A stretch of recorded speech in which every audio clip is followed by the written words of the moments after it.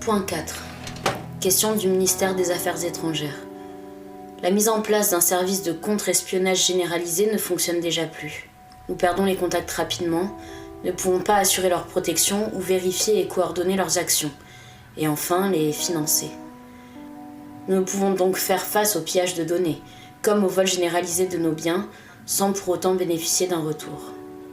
Nos partenaires et concurrents cherchent à se défendre au mieux contre les touchés et les populations civiles en soulèvement, comme contre des pays opposés à leurs frontières.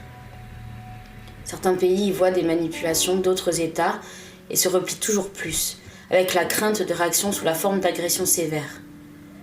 Comme vous avez pu le voir, des centrales nucléaires, des ports stratégiques, des zones pétrolières, etc.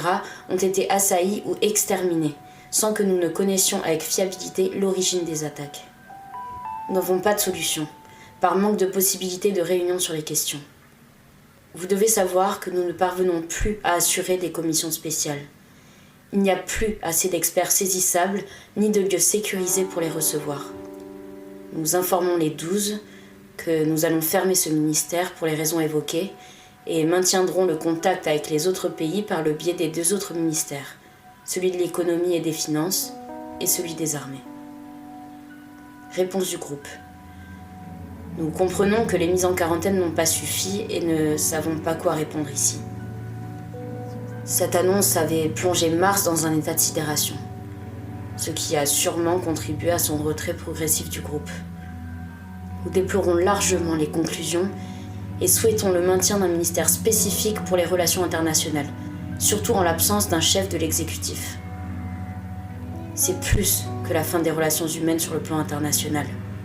C'est la fin d'un monde, celui de la confiance, comme disent septembre et novembre. Pour octobre, c'est un cycle qui se répète et il ira au bout de l'enfer avant de fonder une autre civilisation.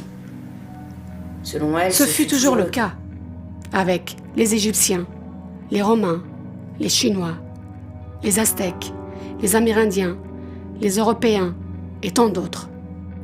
Je ne pourrai pas rentrer chez moi, car chez moi n'existe plus. Point 5. Question conjointe du ministère de l'Intérieur et du ministère de la Justice. Nous ne requérons pas la permission des 12 que nous avons jugés en la matière incompétents.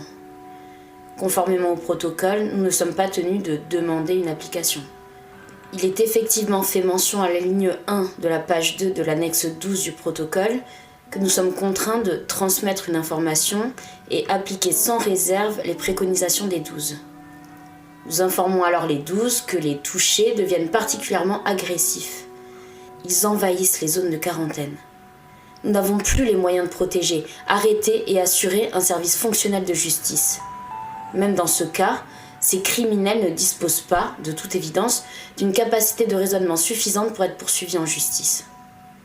Aussi, nous avons pris la décision d'installer la loi martiale au sein des zones de quarantaine, soit tous les lieux de vie désormais, l'autorisation d'ouvrir le feu sur tous les habitants agressifs qui présentent les signes distinctifs de contamination sévère, et pour ceux arrêtés, l'application immédiate des peines d'expulsion du territoire, de déchéance de nationalité pour les binationaux, ou encore de privation de liberté. Réponse du groupe. Nous ne savons pas quoi répondre. Nous avons lu et relu le protocole. En effet, les responsables ne nous laissent ici aucun choix et nous nous sentons terriblement impuissants.